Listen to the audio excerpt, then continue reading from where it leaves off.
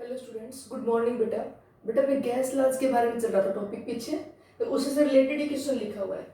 ये मान लीजिए वो ग्राफ दिया हुआ है, ये कह दिया जाए कि this graph represent the which law, कौन से लॉ को रिप्रेजेंट कर रहा है, and what is the relation between here v1 v2 v3 v4, कि all these volumes are equal या v1 ग्रेटर देन v2 और v2 ग्रेटर देन v1। तो सबसे पहले तो लॉ की बात करें तो कौन से लॉ को रिफ्लेक्ट कर रहा है बेटा ये, एट ए कांस्टेंट वॉल्यूम। जैसे v1 कांस्टेंट वॉल्यूम है, दैट दिस वॉल्यूम v1, ये पूरी जो लाइन है ये v1 वॉल्यूम के लिए। तो जब तक वॉल्यूम v1 रहेगी तो क्या यहाँ पे pressure is directly proportional temperature. देखो प्रेशर अगर इंक्रीज करते जा रहे हैं तो टेम्परेचर इंक्रीज होता जा रहा है। At a constant volume pressure is directly proportional temperature. तो ये कौन सा लॉ रिप्रेजेंट कर रहा है, प्रेशर टेम्परेचर लॉ, जिसे हम क्या बोलते हैं, गेल-लोशक्स लॉ। जैसे क्या बोलते हैं, मोन्टन्स लॉ, कि at a condition of constant volume pressure is directly proportional to temperature.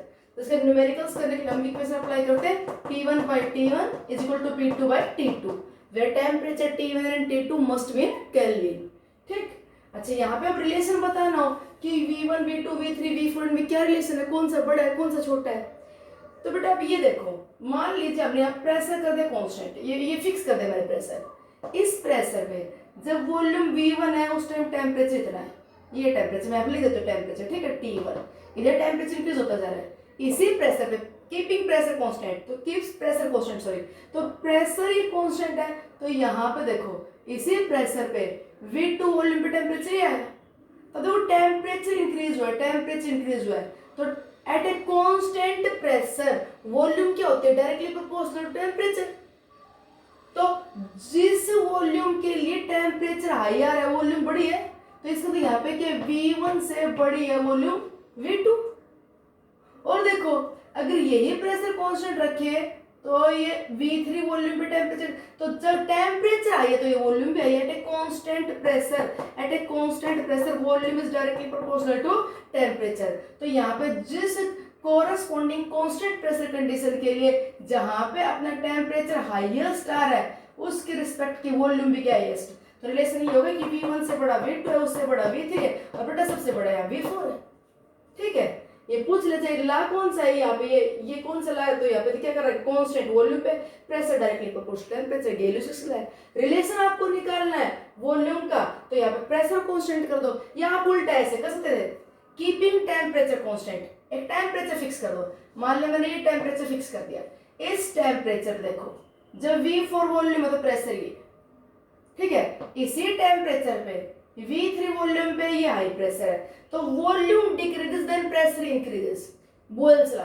At a constant temperature volume inversely proportional to pressure, volume inversely proportional to pressure at a constant temperature.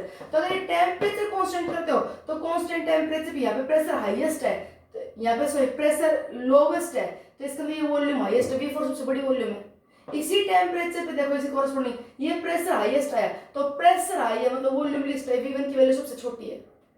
ठीक, अब वो ला देखो, ये जो graph दिया हुआ है किसको रिप्रेजेंट कर रहा है, ग्राफ दिया हुआ है pressure versus reciprocal of volume at a constant temperature, at a constant temperature. तो बेटा कांस्टेंट टेम्परेचर पे प्रेशर इनवर्सली प्रोसीड करता है विद रिस्पेक्ट टू वॉल्यूम, तो कौन सा ला है, Boyle's law, Boyle's law, Boyle's law, volume inversely proportional to pressure at a constant temperature.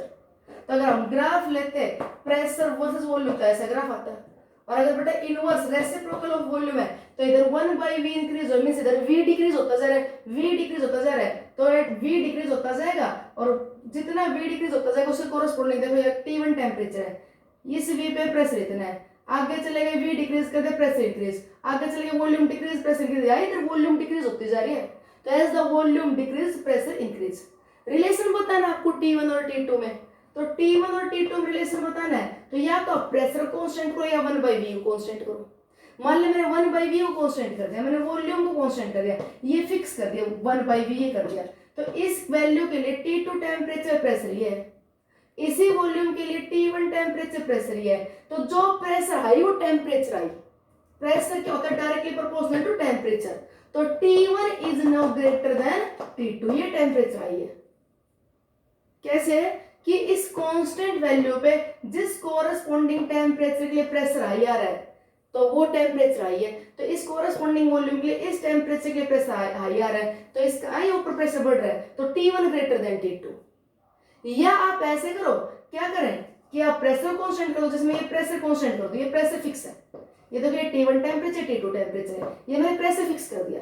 इस प्रेशर पे, इस T1 टेम्परेचर पे 1/V की वैल्यू ये है, इसी प्रेशर पे इस T2 टेम्परेचर के लिए 1/V क्या हो गया, इंक्रीज, मतलब वॉल्यूम क्या हो गया, डिक्रीज।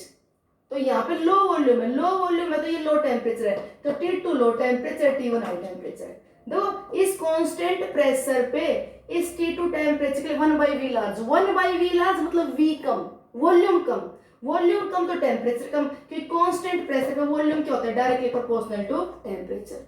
तो जब ये में रिलेशन होता है ना आपको T1 T2 में, तो या तो 1/V कांस्टेंट करके देख लेना या प्रेशर कांस्टेंट करके देख लेना। ठीक, नीचे वाला देखो ग्राफ लिया हुआ है, volume versus temperature at a constant pressure. तो जितना टेम्परेचर इंक्रीज होता जा रहा है वॉल्यूम बढ़ती जा रही है, इसका मतलब है कौन सा ला है बेटा, चार्ल्स ला। ये कौन सा ला है, Charles law. At a constant pressure volume is directly proportional to temperature, Charles law है। अब यहाँ पे आपको ये पता है P1 P2 में से कौन सा बड़ा है, तो एक ग्राफ तो रिप्रेजेंट कर रहा है चार्ल्स ला कि कांस्टेंट प्रेशर पे volume directly proportional to temperature. Pressure कौन सा बड़ा है ये बताना है, तो या तो V को फिक्स कर दो या T को, मान लो V फिक्स कर दे, मतलब वॉल्यूम फिक्स कर दी, वॉल्यूम फिक्स कर दे। इस वॉल्यूम पे P1 प्रेशर पे टेम्परेचर ये है, इसी वॉल्यूम के लिए P2 प्रेशर पे टेम्परेचर ये है, टेम्परेचर ये आई है ना, ये आई है, ये टेम्परेचर आई है, तो ये प्रेशर आई है, क्योंकि प्रेशर क्या होता है, डायरेक्टली प्रोपोर्शनल टू टेम्परेचर, तो ये P2 is greater than P1। उल्टा तो ये कर लो कि टेम्परेचर कर दो कांस्टेंट, जब मैंने ये टेम्परेचर फिक्स कर दिया, इस P2 प्रेशर पे वॉल्यूम कम है और बेटा P1 प्रेशर पे वॉल्यूम ज्यादा है, P1 प्रेशर पे वॉल्यूम ज्यादा है, तो प्रेशर जब डिक्रीज करते हैं तब वॉल्यूम बढ़ती है, तो P1 प्रेशर पे वॉल्यूम ज्यादा है, तो इसका मतलब क्या है कि P1 प्रेशर लो है और P2 प्रेशर ज्यादा है। समझ गए, मींस P2 क्या है, ग्रेटर देन P1 से, तो कांस्टेंट टेम्परेचर करके निकाल लो कि टेम्परेचर कांस्टेंट कर रहे हो, तो अब क्या देखो constant temperature P2 pressure volume कम है, इसी टेम्परेचर P1 प्रेशर वॉल्यूम ज्यादा है, तो जहां पे वॉल्यूम ज्यादा है वो लो प्रेशर है। ठीक, तो ये P1 P2 V1 V2 ऐसे दे दिए ना, उन्हें रिलेशन निकालने हो तो उनमें से इन दोनों एक्सिस पर से एक चीज कांस्टेंट करके तब देख लिया करो। तो बेटे हम 3 ला पढ़ चुके थे, प्रेशर टेम्परेचर ला, तो गैलियो-6, एक चार्ल्स ला और एक बोयल्स ला, ये पढ़ चुके थे। नब अवोगाड्रोस हाइपोथेसिस, अवोगाड्रोस ला, ये ला बेटा हम पिछले चैप्टर में पढ़ चुके हैं। अवोगाड्रो ला ये हम पिछले चैप्टर में भी पढ़ चुके हैं, पिछले चैप्टर कौन से, मोल कॉन्सेप्ट वाले में अवोगाड्रो ला। तो अवोगाड्रो ला क्या कहता है, at a condition of constant pressure and, at a condition of constant pressure and temperature, at a condition of constant pressure and temperature, equal volume of gases, equal volume of gases have the equal number of molecule, equal volume of gases have the equal number of molecules, equal number of molecules। बेटा अगर आपको Avogadro law apply करना है, Avogadro law apply करना है, तो pressure temperature क्या रखना पड़ेगा, कांस्टेंट। ठीक है, eight the similar condition of pressure and temperature, eight the similar condition of pressure and temperature equal volume of gas होता है, इक्वल नंबर ऑफ मॉलिक्यूल। तो ये कहना चाह रहे हैं, मान लीजिए बेटा ये 2 कंटेनर है, इसकी वॉल्यूम V लीटर है, इस कंटेनर की वॉल्यूम भी V लीटर है, दोनों की वॉल्यूम V लीटर है। मैंने यहाँ पे प्रेशर P टेम्परेचर T लिया, यहाँ प्रेशर P टेम्परेचर T लिया, तो बेटा इसमें नंबर ऑफ मॉलिक्यूल अगर 100 है ना, तो इसमें भी मॉलिक्यूल्स 100 ही होंगे। सेम प्रेशर टेम्परेचर पे अगर वॉल्यूम बराबर ऑक्यूपाई की जा रही है तो नंबर ऑफ मॉलिक्यूल्स से बराबर है। अगर आपने वॉल्यूम यहाँ पे मान लीजिए डबल कर दी, यहाँ पे वॉल्यूम x3, यहाँ पे वॉल्यूम मैंने 2x लीटर कर दी, तो नंबर ऑफ मॉलिक्यूल्स भी 100 की जगह 200 हो जाएंगे if the pressure temperature condition is same. ठीक, at the similar condition of pressure, pressure किस वजह से होता है, due to collision of the molecule with the wall of container. कितने मॉलिक्यूल्स हैं पर यूनिट एरिया, वो वॉल्यूम पे डिपेंड करता है, वॉल्यूम सेम है, नंबर ऑफ मॉलिक्यूल बराबर रखोगे तभी तो प्रेशर बराबर आएगा। और प्रेशर टेम्परेचर के डायरेक्टली प्रोपोर्शनल होता है। तो अगर ये चीजें कांस्टेंट रखनी है तो वॉल्यूम बराबर होगी तो नंबर ऑफ मॉलिक्यूल्स भी बराबर होंगे। अगर मान ले मैं कह दूं ना यहाँ पे तो नंबर ऑफ मॉलिक्यूल 200 है, तो बेटा फिर यहाँ पे प्रेशर पी नहीं रहेगा, पी से बढ़ जाएगा कि वॉल्यूम बराबर, वॉल्यूम सेम ले ली, टेम्परेचर भी सेम ले लिया, मॉलिक्यूल यहाँ पे 100 की जगह 200 कर दिए, तो बेटा यहाँ पे तो पर यूनिट एरिया कोलिजन ज्यादा होंगे, तो प्रेशर पी नहीं, पी से डबल आएगा। अगर प्रेशर पी रखना तो मॉलिक्यूल यहाँ पे भी 100 होंगे, ठीक है। तो सेम प्रेशर टेम्परेचर पे अगर वॉल्यूम्स इक्वल है तो नंबर ऑफ मॉलिक्यूल्स भी इक्वल होंगे, वॉल्यूम्स इक्वल है तो नंबर ऑफ मॉलिक्यूल्स भी इक्वल होंगे, ठीक है। अब इसके बाद अगर हम देखें बेटा तो ये अवोगाड्रो लॉ के अकॉर्डिंग क्या है कि जब तक प्रेशर टेम्परेचर कांस्टेंट है वॉल्यूम क्या रहेगा, directly proportional to number of molecules. अगर आपको ये चीजें कांस्टेंट रखनी है तो वॉल्यूम इंक्रीज होती जाएगी नंबर ऑफ मॉलिक्यूल्स की इंक्रीज करने पे, क्योंकि अगर मान लीजिए प्रेशर में पी रखूं, टेम्परेचर टी रखूं, अगर मॉलिक्यूल बेटा 100 से 200 200 से 300 हो गए तो फिर तो वॉल्यूम अगर उतनी रखोगे तो प्रेशर बढ़ता चला जाएगा, क्योंकि पार्टिकल्स बढ़ रहे हैं तो प्रेशर तो बढ़ेगा। अब प्रेशर आपको पी रखना है तो साथ साथ वॉल्यूम भी क्या करते जाइए, increase, so that these more number of molecules spread in the more space और पर यूनिट एरिया प्रेशर पी रह के, इसे बोलते हैं अवोगाड्रो लॉ, ठीक है। ये कब अप्लाई होगा, at a condition of constant pressure and temperature. Now we study the combined gas law. अब बेटा हम क्या पढ़ेंगे, combined gas law means combined effect of pressure and temperature on the volume of a gas. एक साथ pressure temperature दोनों change करें तो वॉल्यूम के ऊपर क्या इफेक्ट पड़ेगा। कंबाइंड गैस लॉ बेटा ये बेस्ड है बॉयल्स लॉ, इन तीनों का कॉम्बिनेशन है, किसका, बॉयल्स लॉ का, चार्ल्स लॉ का, ठीक है, और अवोगाड्रो लॉ का। तो बॉयल्स लॉ के अकॉर्डिंग हम क्या लिख सकते हैं कि volume occupied by a gas is inversely proportional to pressure at a condition of constant temperature, ये बॉयल्स लॉ के अकॉर्डिंग है। Now according to Charles law, अगर चार्ल्स लॉ की बात करें तो volume directly proportional to temperature at a condition of constant pressure, ठीक है। अगर अवोगाड्रो लॉ के अकॉर्डिंग बात करें तो volume directly proportional to number of molecules of a gas, number of moles of gas. बेटा नंबर ऑफ मोल्स बढ़ेंगे तो नंबर ऑफ मॉलिक्यूल्स भी बढ़ेंगे, ये मैं n number of moles of gas लिख रही हूं, ठीक है, at a condition of constant temperature and pressure. देखो volume inversely proportional to for a given mass of gas है, amount of gas constant, amount constant है, यहाँ पे Charles law pressure constant, amount of gas भी constant है, यहाँ पे temperature pressure constant है, वॉल्यूम बढ़ेगी तो number of molecules of gas, number of moles of gas भी बढ़ेंगे। इसमें यहाँ पे रिलेशन है वॉल्यूम का अमाउंट ऑफ गैस के साथ। इन तीनों को इकट्ठा हम क्या लिखते हैं, equation number first second third correct कर दो तो volume directly proportional to n, directly proportional to t और inversely proportional to pressure. Volume directly proportional to number of mole gas, directly proportional to temperature and inversely proportional to pressure, ठीक है। अब बताओ यहाँ पे क्या आ गया, वॉल्यूम इज इक्वल टू, ये प्रोपोर्शनलिटी कांस्टेंट हटा रहे हो, is equal to nRT by P, where R is the constant of proportionality। बेटा ये NTP, volume of a gas is directly proportional to number of moles, अगर T और P constant है तो। Volume of gas inversely proportional to pressure, अगर amount of gas और temperature constant है तो। Volume of gas directly proportional to temperature, अगर ये चीजें कांस्टेंट है तो यहाँ पे ये R है ना, ये क्या है, कांस्टेंट ऑफ प्रोपोर्शनलिटी, और इस R को बोलते हैं बेटा यूनिवर्सल गैस कांस्टेंट, ठीक है। ये अपने पास बहुत एक इंपॉर्टेंट इक्वेशन आ गई, PV is equal to nRT। This equation shows the combined effect of temperature and pressure on the volume of a gas. इस इक्वेशन को बोलते हैं बेटा आइडियल गैस इक्वेशन, इसे क्या बोलते हैं, ideal gas equation, ideal gas equation. क्योंकि बेटा ये इक्वेशन वही गैस ओबे कर पाएगी जो बॉयल्स लॉ को, चार्ल्स लॉ को और अवोगाड्रो लॉ, जो इन गैस लॉ को ओबे करेगा तभी ये इक्वेशन ओबे होगी, कि उन्हीं से मिलके आई है ये।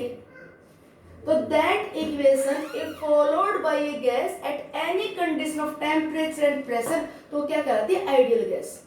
और बेटा रियलिटी ये है कि यूनिवर्स में कोई भी गैस परफेक्टली आइडियल नहीं है, none of the gas obey this equation at every condition.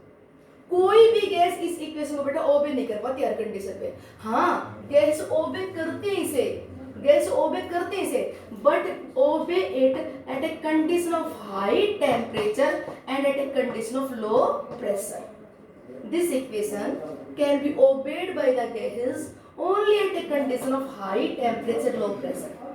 क्योंकि बेटा ये इक्वेशन ड्राइव की गई है Boyle's law, Charles law, Avogadro law से, और वो जो बॉयल्स लॉ, चार्ल्स लॉ और अवोगाड्रो लॉ है वो बेटा बेस्ड है काइनेटिक थ्योरी ऑफ गैसेस पे।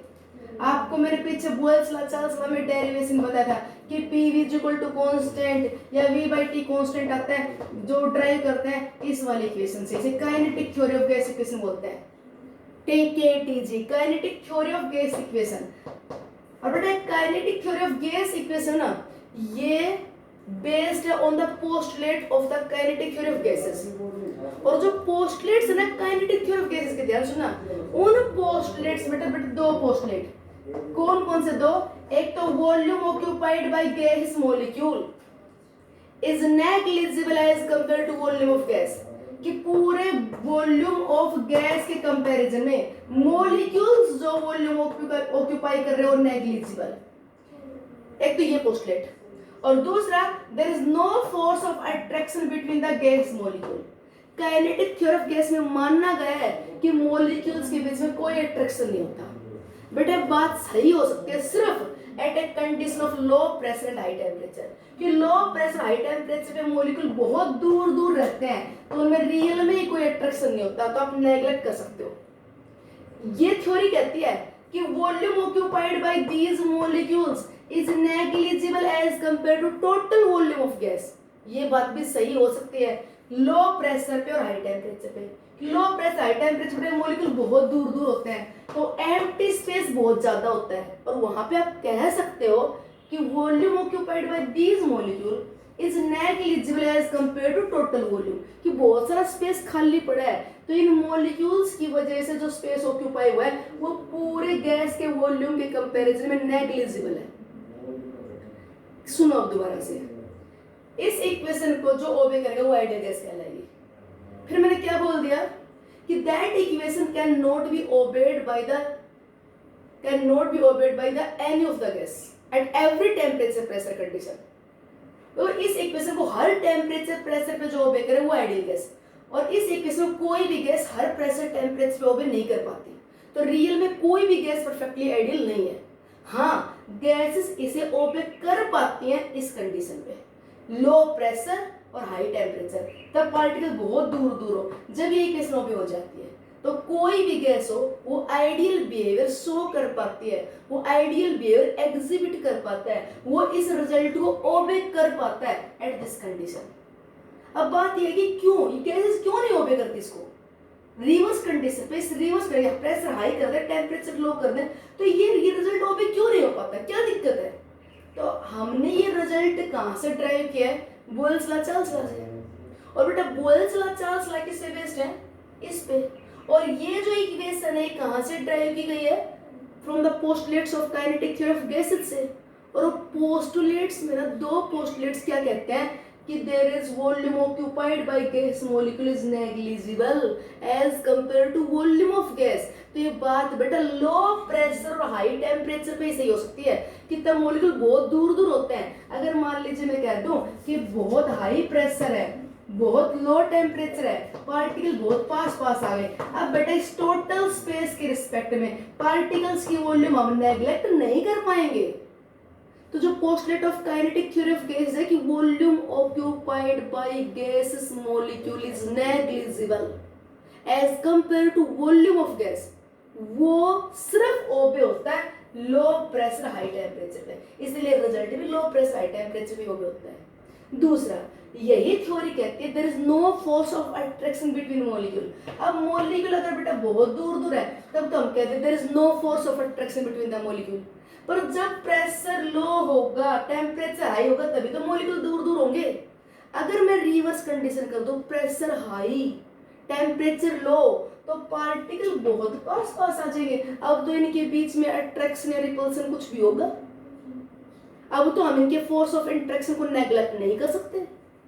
तो क्योंकि काइनेटिक थ्योरी ऑफ गैस के दो पोस्टुलेट सिर्फ इन्हीं कंडीशन पे सेटिस्फाई होते हैं, इसलिए ये इक्वेशन सिर्फ इन्हीं कंडीशन पे सेटिस्फाई होती है। इसी से boils law Charles law drive किया गया है, इसलिए बॉयल्स लॉ चार्ल्स लॉ सिर्फ इसी कंडीशन पे सेटिस्फाई होते हैं और उन्हीं से हमने ये PV = nRT ड्राइव किया है। तो this PV = nRT can be obeyed by the gases at a condition of low pressure and high temperature. याद रखना पे बात, मैं दोबारा बता रही हूँ कि boils law Charles law in सब को यूज करके कंबाइंड गैस लॉ निकाला, रिजल्ट है PV = nRT। इसे हम बोलते हैं आइडियल गैस इक्वेशन। क्या बोलते हैं इसे? Ideal gas equation. जो गैस इस रिजल्ट को ओबे करेगी वो आइडियल गैसेस। रियलिटी में ये इक्वेशन कोई भी गैस हर कंडीशन पे ओबे नहीं करती, सिर्फ ओबे कर हर कंडीशन मतलब हर प्रेशर टेम्परेचर पे ओबे हो पाती है equation only at low pressure and high temperature. इसको ड्राइव करने का एक तरीका और भी है। मान लीजिए हमने कोई गैस ली, उसका प्रेशर P1 है, वॉल्यूम V1 है, टेम्परेचर T1 है। हमने बेटा टेम्परेचर T1 रखा कांस्टेंट और प्रेशर P1 से इंक्रीज कर दिया P2, वॉल्यूम बेटा डिक्रीज हो गई at a constant temperature. If pressure increases then volume decrease होके V1 से Vx हो गई। फिर हमने क्या रखा यहाँ पे, तो टेम्परेचर T1 चल रहा है, अब यहाँ पे इसके बाद हमने प्रेशर P2 कर दिया constant. At a constant pressure volume directly proportional to temperature T1 से T2 कर दिया, वॉल्यूम Vx से इंक्रीज होके V2 हो गई। अब कह दिया जाए कि apply the law for this first step and second step. बेटा फर्स्ट स्टेप में देखो टेम्परेचर कांस्टेंट है तो फर्स्ट स्टेप के लिए क्या अप्लाई कर दोगे आप? बॉयल्स लॉ के अकॉर्डिंग क्या हो गया? P1 V1 at a constant temperature T1 is equal to P2 Vx। T1 temperature पे प्रेशर वॉल्यूम का प्रोडक्ट फाइनल प्रेशर वॉल्यूम के प्रोडक्ट के बराबर आएगा, ठीक है। तो बेटा यहाँ से Vx इज इक्वल टू क्या गया? P1 V1 बाई P2 हो गया ये। अब सेकंड स्टेप पे आ जाओ, pressure constant at a constant pressure volume directly proportional to temperature, तो V1 by T1 is equal to V2 by T2। अब अप्लाई करो, वॉल्यूम बताओ यहाँ पे क्या है बेटा? Vx किस टेम्परेचर पे? T1 टेम्परेचर पे is equal to final volume क्या होगी? V2 किस टेम्परेचर पे? T2 पे। तो अब बताओ यहाँ से Vx इज इक्वल टू क्या आ गया? बोलो Vx इज इक्वल टू क्या आ गया? V2 T1 बाई T2 आ गई। अब ये वैल्यू Vx की यहाँ पुट कर दो, कर दे पुट, बोलो क्या आएगी? ये Vx की वैल्यू पुट कर दीजिए, कर दो बेटा। V2 T1 upon T2 is equal to P1 V1 by P2, ठीक है। T1 को इधर ले जाओ, P2 को इधर ले आओ, तो P1 V1 बाई T1 को इधर ले आए, P2 को इधर ले आओ is equal to P2 V2 by T2। ये आ गया अपने पास। इसे भी बेटा क्या बोलते हैं? Ideal gas equation. आप न्यूमेरिकल करने के लिए for a constant amount of gas you can apply P1 V1 by T1 is equal to P2 V2 by T2. That is also known as ideal gas equation. बेटा अगर किसी gas का किसी T1 temperature P1 pressure पे volume V1 आई तो उसी gas की T2 temperature P2 pressure पे वॉल्यूम क्या होगी वो निकाल सकते हो। ये कहते हैं nitrogen gas at temperature T1 pressure P1 volume 10 litre occupy कर रहा है, तो वही नाइट्रोजन गैस जिसे दूसरे टेम्परेचर पे P2 प्रेशर पे कितनी वॉल्यूम ऑक्यूपाई करेगा वो निकाल सकते हो। इसे इक्वेशन ऑफ स्टेट बोलते हैं बेटा। ये जो आइडियल गैस इक्वेशन है इसे क्या बोलते हैं? Equation of state. इसी से आप PV = nRT भी आगे लिख सकते हो। देखो PV by T is equal to क्या है? कांस्टेंट, ठीक है। P1 V1 बाई T1 और हमने प्रेशर टेम्परेचर चेंज कर दिया तो पहले इन्हीं से प्रेशर वॉल्यूम टेम्परेचर और फाइनल प्रेशर वॉल्यूम टेम्परेचर का जो रेशियो बराबर आ रहा है, तो it means product of pressure volume to the temperature, ये कांस्टेंट है, ठीक है। और you know that at a condition of constant pressure and temperature volume occupied by the gas is directly proportional to number of moles. तो इस के की value बेटा वॉल्यूम बढ़ाओगे तो बढ़ती चली जाएगी। तो यहाँ से हम क्या कहते हैं, this constant is directly proportional to the amount of gas. ये तो फिक्स अमाउंट के लिए, अगर अमाउंट चेंज करोगे तो के की वैल्यू चेंज होगी।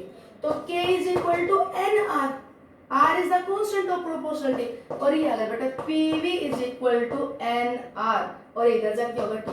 ये आ गई आइडियल गैस इक्वेशन, मतलब इसी की दूसरी फॉर्म है ये आइडियल गैस इक्वेशन। ठीक है, हम न्यूमेरिकल्स करेंगे बेटा नेक्स्ट वीडियो में इससे related P1 V1 by T1, P2 V2 by T2 और PV is equal to nRT से रिलेटेड। ठीक है, उससे पहले आप R के बारे में और सुन लो, R की वैल्यू क्या रखोगे। R is known as the gas constant, universal gas constant। अगर आपको R डिफाइन करना है, R डिफाइन करना है तो R इज इक्वल टू बेटा क्या हो गया PV by NT।